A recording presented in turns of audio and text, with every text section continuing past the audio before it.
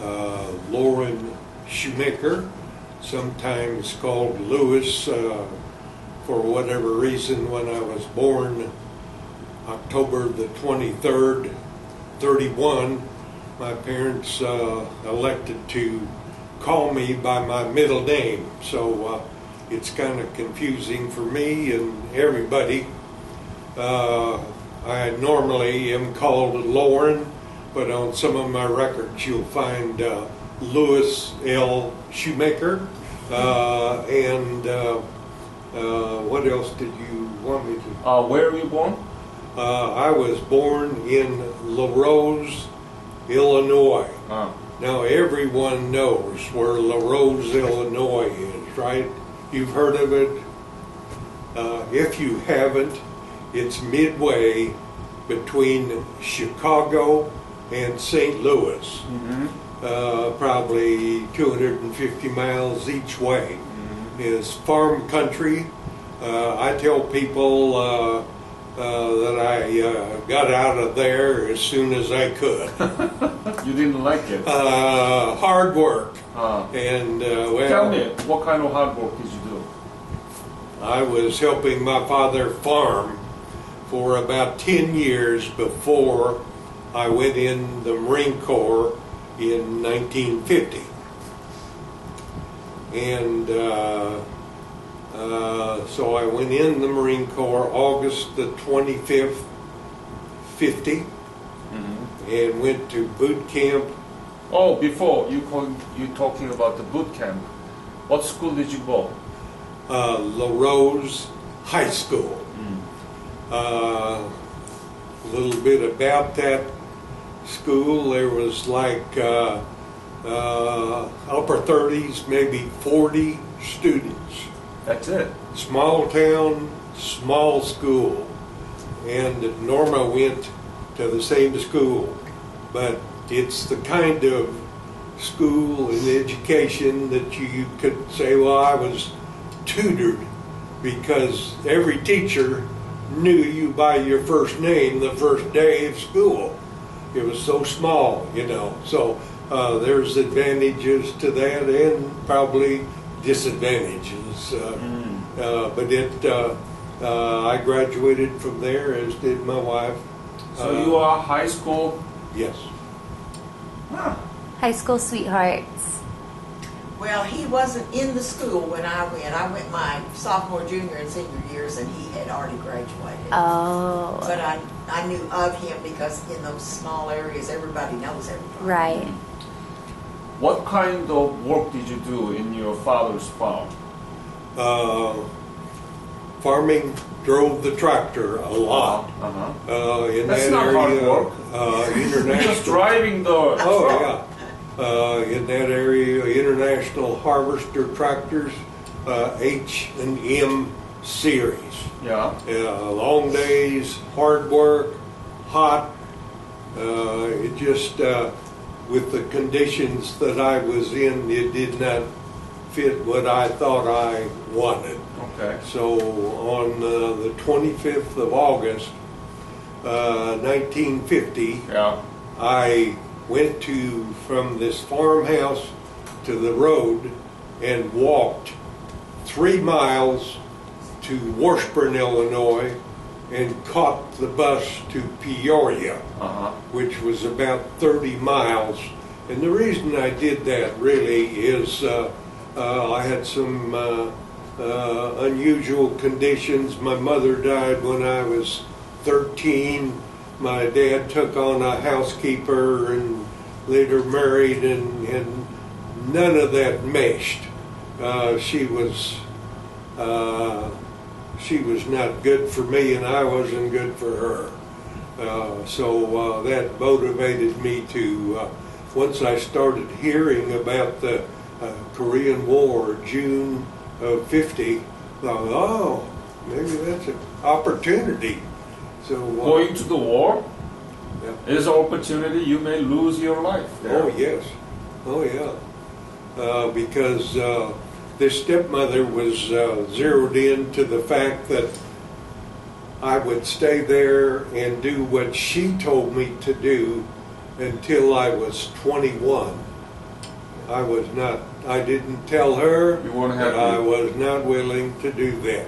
There's got to be something else out there, and it turned out to be the service. Turned out when I got to Peoria, it was the Marine Corps. So. Did you know anything about Korea before the Korean War broke out? Probably not. Probably not. But that motivated my thinking as to, hey, there's something else that I can do out there. Excuse me, I think we're picking up this noise too much. So please just endure a little bit, okay? I want to have a good quality of your interview. With I that air didn't conditioner. hear what he said. He thinks he's picking too much air conditioner up on the recorder. Oh, okay. So All right. please just endure 30 minutes. Yeah, let's go back. So you didn't know anything about Korea, but you decide to enlist, or you enlist, right? Yes. Yes, In Peoria. Peoria. And I went to Chicago to process in a day or two, and I processed through there in a day, and they put me on a train, a steam engine with good accommodations. I guess you would call them a cabin where you pull the bunk down, you know, and so forth. There's a name for that. But sleeper, yeah. But I got to Yamasee, South Carolina, and I haven't ever heard anyone holler the way they did. And those turned out to be our DIs.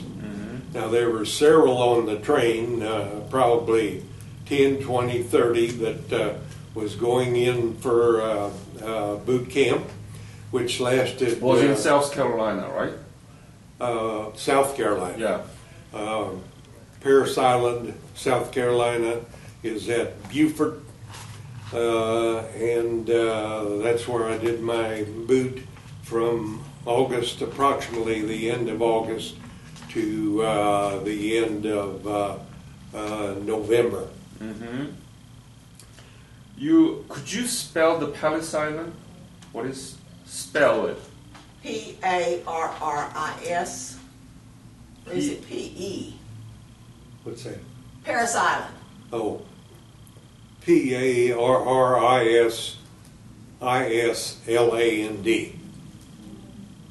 Oh, Parris Island. Okay. Parris Island. Okay. Marine Corps boot camp on the East Coast, and the one on the West Coast is San Diego. Yeah.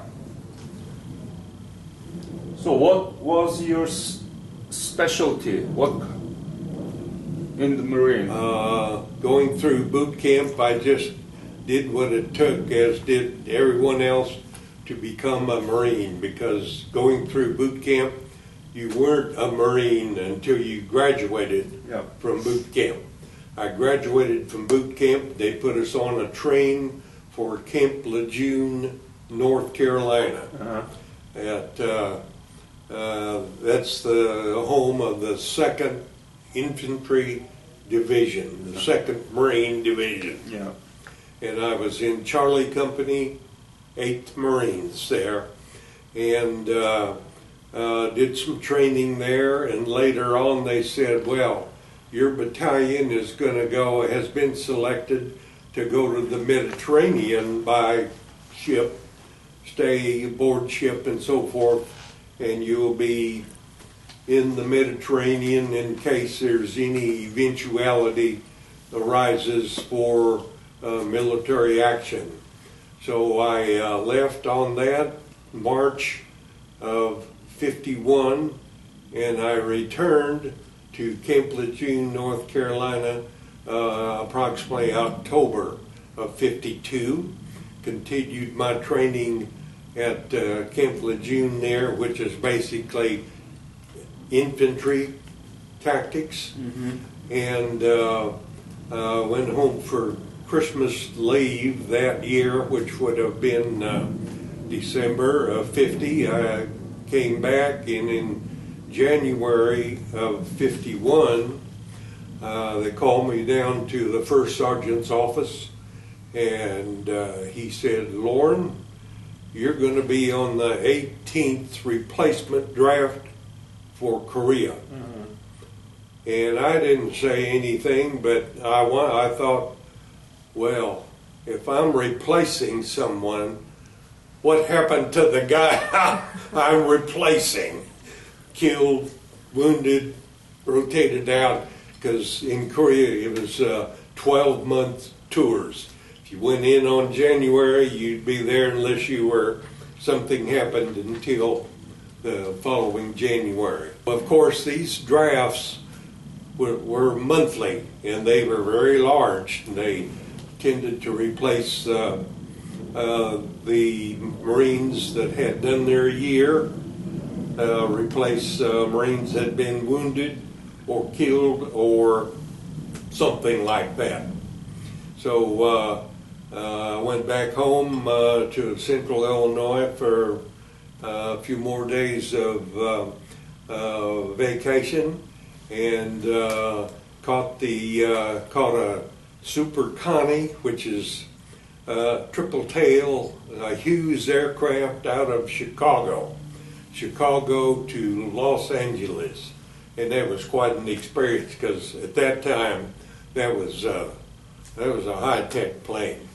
But anyway, into Los Angeles, sea bag and everything, and went on down to Camp Pendleton for a month, where I did further training and processing. One of the things I did there was cold weather training. I have no idea where we were, but I do know it was cold and a lot of snow. But it was up in the mountains in California there somewhere. Pickle Meadow. I think so. Cold weather training, what did you have to do? What was the training that you had to do for cold weather? Good question there. When we got there, you were kind of teamed up with another person, a guy, and the first thing we did, we had pup tents, accommodate 2 people. So in addition to getting up in the morning and having chow and training and anything, the big event was at night, because most of the Korean fighting, as you know, was done at night. Mm-hmm. Well, there at cold weather training, it was sort of a small base, and there was a permanent party of Marines there. And about 1 o'clock in the morning, when you finally got settled in the sea bag in your on your air mattress, if you were lucky enough to have one, blankets and so forth. Here comes the purple party, the permanent party, clicking their weapons, and the idea was for everybody to get up and challenge that, So that was really the purpose of cold weather training there, just acclimate you to cold weather and being disturbed night or day. Weren't you scared to know that you have to go through those cold winter in Korea? Were you not scared? When I went to Korea? No. When you receiving this cold winter special training? No, because you knew whoever was doing the tricks out there were friendly, They weren't North Koreans or Chinese. So that finally ended. It ended early because of the amount of snow. I think it was supposed to be out there for 10 days. We ended up being out there about a week. Came in early, more processing. This was still February of 52. Right, February of '52. It took us down to San Diego, loaded on a merchant marine ship. Whoa, whoa, whoa, whoa, whoa. You say, when did you leave for Korea? The ship left San Diego about the very last day of February '52. 52? So Yeah. you spent another year in California? No. You said that you enlist into Marine August 25th of 1950. Yes. And then you said that you left for Korea 1952. hmm And the rest of that year, '51, I was on a mid-cruise. I was back at Camp Lejeune doing training and so forth. That med cruise was 6 months, Yeah. Okay. so that was Got a it. big part of it. So you left for Korea 1952, February? Yes. Last day of February, 1952. Ah. And it took something like, I want to say 3 weeks to get across the Pacific.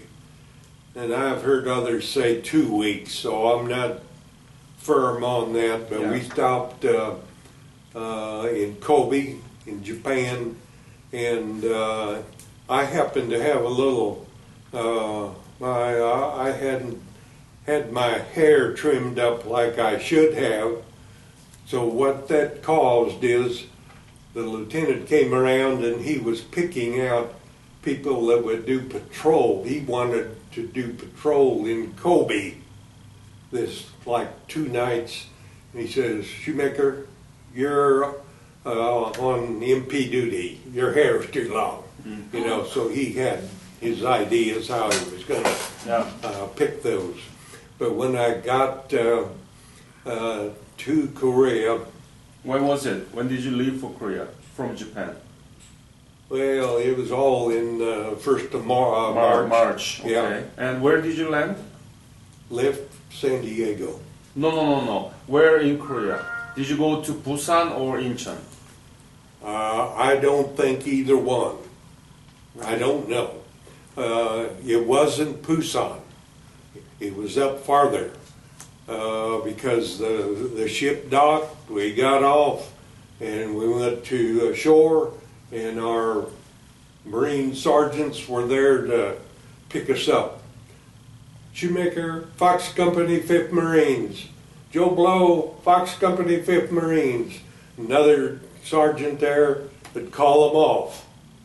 And so he took me up to where the 5th Marines, the Fox Company 5th Marines, were at that time, and fortunately they were in reserve. So he took me in and introduced me to the squad that I'd be participating with, and I met them. And about 10 o'clock we decided, well, let's go to bed, which was Army cot. And if you were lucky enough, you had an air mattress and a sleeping bag. That was pretty comfortable. Where were you? I have no idea. You don't have any idea. East Coast. East Coast? And you'll find that through this 12 months, who knew where they were at? I didn't. Oh, come on, everybody knew where You you know, were. my son-in-law asked me, "What base were you stationed in Korea?" Yeah. I was stationed in a trench, in a bunker, and out on patrol, out on ambush when it was 90, 95 degrees at night, sleeping, or not sleeping, but being on your belly, waiting for the Chinese to come. You know, it's not. Was it North Korean soldier or the Chinese, the main enemy that you had to deal? The Chinese. Chinese. Because the Chinese entered the war, as you know, November, December of 1950.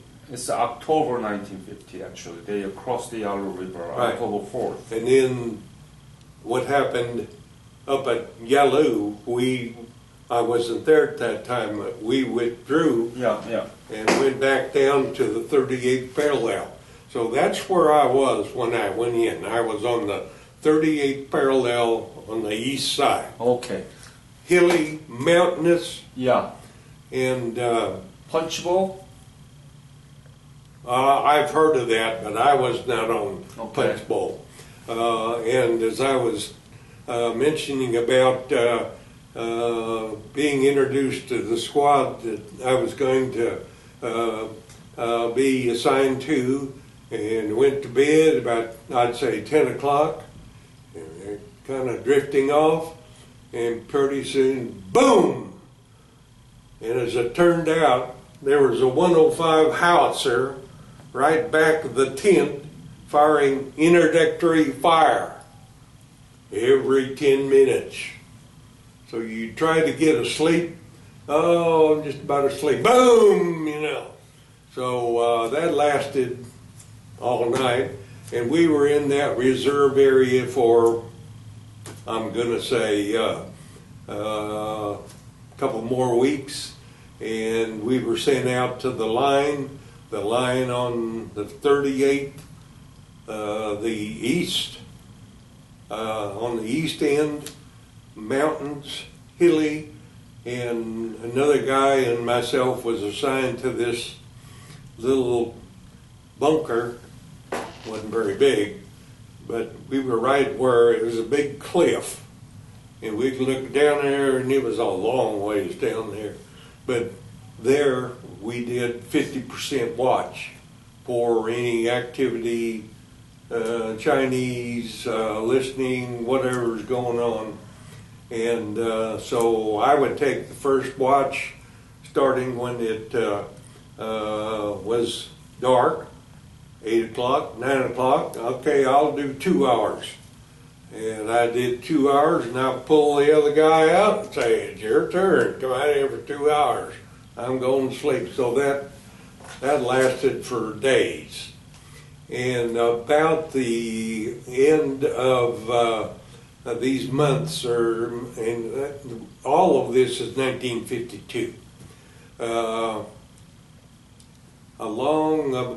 We were still out there on the bunker by the cliff. Pretty soon we got word, I think it was on a Sunday morning, 1st Marine Division, you're moving to the West Coast today. Mm-hmm. And we loaded up on trucks and they took us over there. Mm-hmm. This person that I buddied with, we had, and we were moved over to right along the Panmunjom Road. And this friend of mine, buddy, we did our pup tent, 2 men sleeping. We dug a small trench around the side in case it rained. It rained that night, something terrible. And this big hill back here, the water just came down, and from probably 10 or 12 o'clock at night, I was laying in water until the next morning. So we got through that okay. And now this is along the Panmunjom Road, and the 1st of May, as the Chinese do, the communists, they rattle their sabers on communist holidays and this and that. The 1st of May, the Chinese said, I don't know how they sent this message over, but we got it. The Chinese sent message over, said, we're going to annihilate the 1st Marine Division. Well, I was in the 1st Marine Division. I didn't particularly care for that much, but that did not happen. And go ahead. So you moved to the west front line, and that's where you stayed until you leave Korea? That's right. Yeah. How did you get the Purple Heart? I got the Purple Heart on Outpost Reno, sometimes called yoke. Mm-hmm. And as you know, we got the 38th parallel. We got all these outposts out in front, about a mile out front. So each squad takes their turn. They'll go out for a week. Mm-hmm.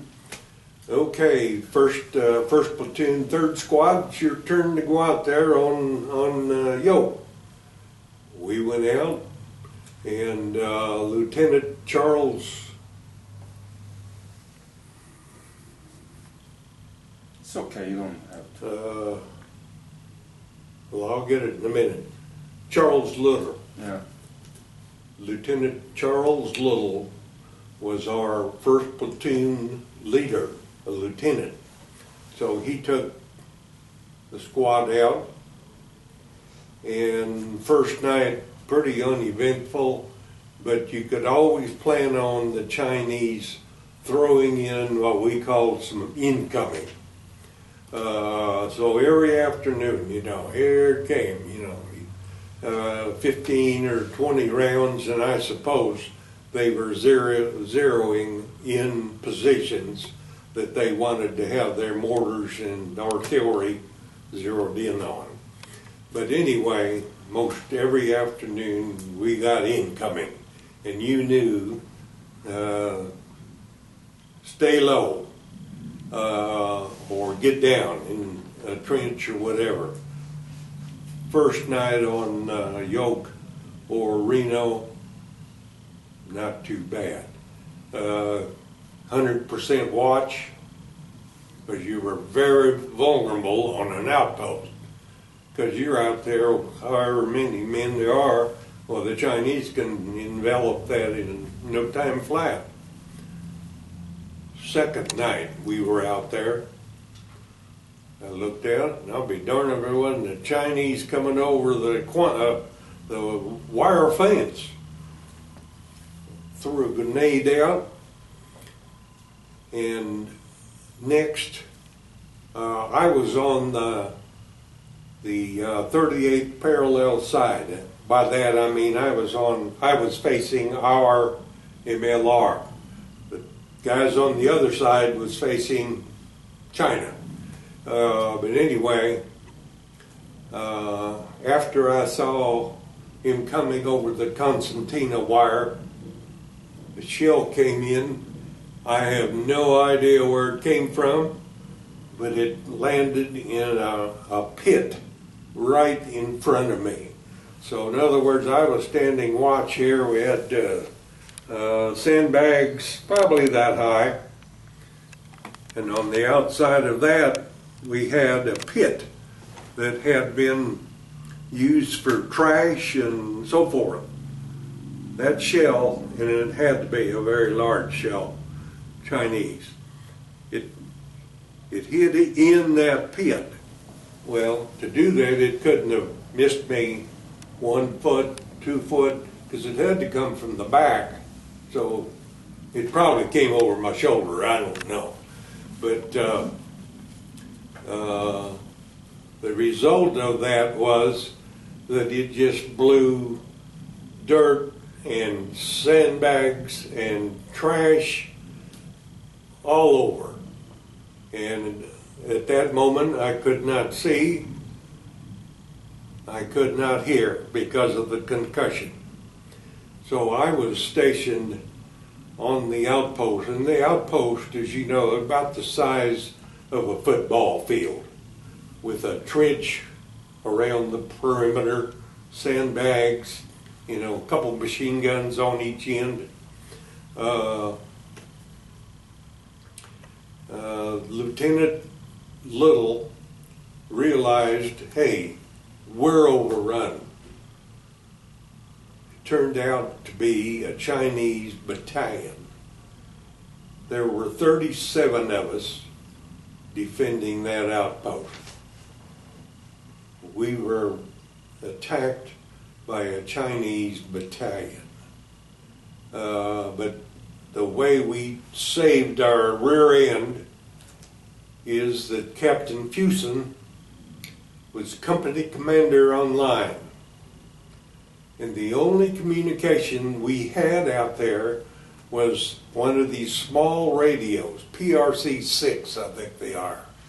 And they would call back to the line, talk to the command post, Captain Fusen, we're overrun. Captain Fusen ordered VT artillery to be fired on our position. And if you've heard of VT artillery, it comes down and gets close to the ground, it explodes. And it just causes a metal shield. Well, the Chinese could not deal with that. We were, for the most part, in bunkers. At least we had a overhead. And the next morning we were pretty glad to see the sun come up. But as a result of that, Lieutenant Little got a Navy Cross, which is a very high award, as you know. It's up there with the Congressional Medal of Honor for his handling the situation on Outpost Reno. And the reason I remember Reno is that when we moved over to the West Coast, we were on the Nevada line. So you ask, well, where were you? I don't know where I was, but I do know I was on the Nevada line because we had outposts out front, Reno, Carson, and Vegas. And of course, Reno is what we were on and almost annihilated. But Lieutenant Little kept calling for VT on her position. More VT. 5,000 rounds on position. And if you figure how many minutes there are in a night and so forth, it comes out to be a pretty astronomical number. It's multiple rounds per minute. Sergeant Wood, the platoon sergeant, was out there with us. He was in the CP. Lieutenant Little, Sergeant Woods, and myself. And after that shell hit in front of me, I was worthless, so I crawled in the CP, and during the night, this CP was, you know, like this, and there was burlap bags kind of dividing it. And pretty soon we heard a couple guys chattering Chinese. Sergeant Woods picked up his carbine and eradicated the sound. What else can I say about that? You haven't told me about how you got the Purple Heart. Well, I was wounded on the outpost there with the... When there was a shell? Yeah. So that's how you got the Purple Heart? Yeah. Where did you wound it? Where were you wounded? Head concussion. Head concussion? Yeah. And good question, because I went back to regional hospital for about 10 days, and they checked me every morning. And pretty soon the doctor said, I think you're all right. We'll send you back up to the line. And I wasn't too happy about that, but that was a normal thing to do. And got back up to the line, and there was an extraordinary situation, because you got up there and you heard all this, these burp guns and so forth sounding off, and it was scary. So you were hurt and you went back to the front line. And how long did you stay there until? Went back to the front line in about the 2nd or 3rd of July.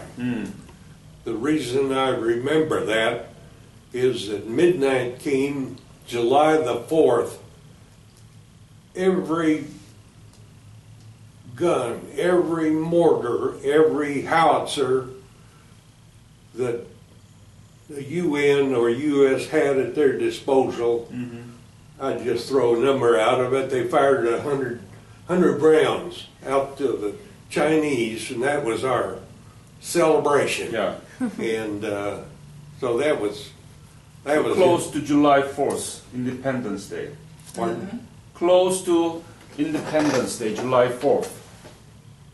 It was close to July 4th. Yeah. Yeah. It was just before. Yeah, yeah. And then, where did you go after that? From there, from going back to the line, I'll move forward to August because I've got it each month written down, but I think it's going to exceed maybe our time. Yeah. But the next situation I'd like to point out is Outpost Irene. And I think there's a documentary made on that. Irene was an outpost where we sent people out in the morning, did not occupy that outpost at night. Well, it's pretty obvious. Yeah. First platoon, first squad, it's their turn to go out. They went out. I'd been out there many times before with my fire team, whatever. And you just go out there during the day and man that, and you have field glasses and you see maybe troop movement of the Chinese or so forth. The first squad was going up the path to man Outpost Irene. They fired and killed the squad leader, first squad. They fired and they killed another guy. And that would have been in the morning. And pretty soon Sergeant Woods came along. He said, "Loren, get your fire team ready. We're going out there and see if we can retrieve any of those casualties." So we went on through the rice paddy, and Sergeant Woods, there was a big draw, a path up through this and very high hills or mountains on each side. He says, "Loren, take your fire team in there and make sure that no Chinese come down that draw, come up the back of us and hit us in the back." So that was my assignment. Lots of Chinese incoming.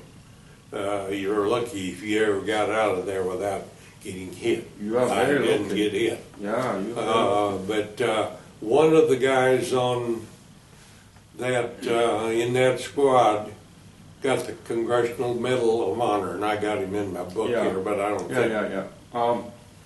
So after the Irene outpost, when did you leave Korea for state?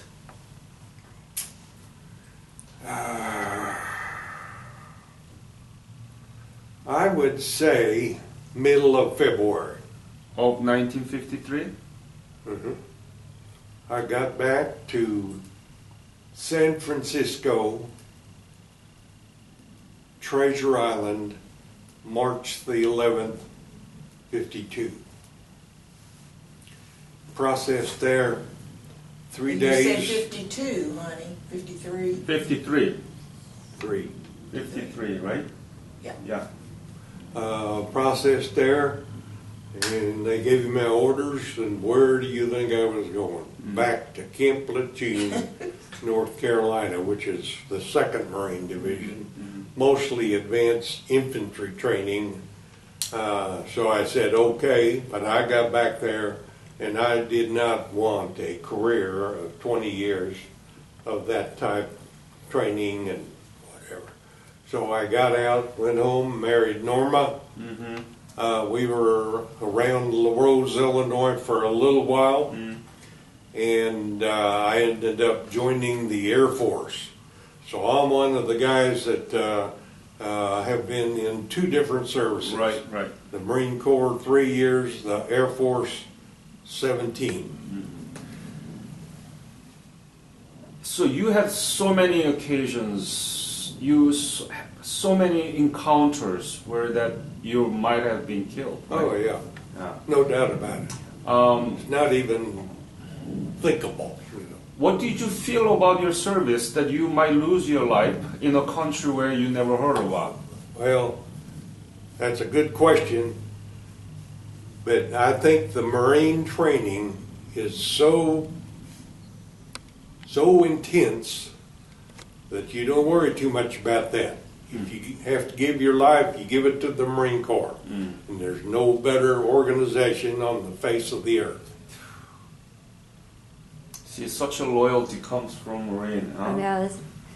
I've noticed that. We had a Marine earlier, and he was saying the same thing, just so much. And what you said about there's any number of occasions where you could get hurt, let me mention just one. This happened in June of '52 in Korea when we were in reserve. 52, Yeah. June of '52. Yeah. We were in reserve and had hot chow and lots of training. The weather was good. Oh, we were hog heaven, you know, as far as what we were doing in Korea. The Korean men built a latrine, kind of up on a little hill, latrine, maybe 8 by 8 by, it had screens, a screen door, and then had plywood, 4 holes, latrine. Pretty nice. And at least you didn't have to go dig a hole out in somewhere. Pretty nice latrine. Well, it was serviced every morning by a Korean gentleman. And the way they serviced it, they threw gasoline down in the hole. And they'd throw a match in there and let it burn out. This particular day, a guy came along and Korean gentleman to service the latrine. And he poured the gasoline down to be burned out. He said, "Oh, I don't have a match." He went off to wherever he could get a match, came back up, came through the door, threw the match in the down through a hole, and boom! The one thing he neglected to see was there was one guy sitting on a hole. Oh. And that's just an example of how you can get, Yeah. you don't have to be in combat. Yeah. And I have only 5 minutes Okay. left, so I need to ask these important questions. Have you been back to Korea? I have not. You have not. Do you know what happened to Korea in terms of economic development? And I do. tell me about it. And I'm very proud of the South Korean people. But at that particular time in the 50s, you know, I think of the name of John Foster Dulles. Mhm. I think he was in the State Department. Yeah. Remember him, Jay? Yeah. Oh, yeah. John Foster Dulles said, "You let the the North Koreans or the Chinese come down and take South Korea, they're just going to go on." And I'm very proud of the fact that we stopped them. Yep. We stopped the communist expansion. We did everything we could. And additionally, I'm very proud of the South Korean people. I mean, they tell me it's like New York City. I don't know. Yeah. So, but I'm very proud to have been a member of an organization where my platoon leader got the Navy Cross, and another person that I knew and was in my platoon got the Medal of Honor. Yeah. So. Do you want to go back to Korea and see how it's been changed? I don't have a yes or no for that Yeah. right now. Do you have information? Yeah. Your chapter, what chapter are you belonging? What chapter? What chapter is your Purple Heart? Or No. The KWVA. What chapter? Joseph The one in Richardson. Oh, yeah, chapter 270. I couldn't think of the number, yeah. J.D. Randolph knows all the information about how the revisit program, so ask them, okay? They know everything. He's our leader. Yeah, I know. Let me say, a very excellent leader. Mm-hmm. They have built that chapter from nothing Yeah. to over 100 members. Mm-hmm. One of the biggest chapters in the United States. Norma, did you know that he was in Korea? Yes, Why? I mean, in the 50s. yes, I was writing. Oh, I was writing to him. And I baked cookies for him and mailed them. And you mailed the cookies to him? Did you receive the cookie? Oh, yeah. Oh, yeah. And I had read somewhere pack them in popcorn after you've popped it because it keeps them from shifting and breaking. Unbelievable, isn't it? It's Yeah. a war, and they sending cookies, So I got- I and did. they actually deliver to the soldier. Yeah, I got a he lot of packages December of 52. We just happened to be in reserve. And I came in one day and my whole little packages, the mail came in. You write back to him. Do you still have that letter? I have the letter where he proposed to me. Oh. When was that? That was 6 weeks before we got married.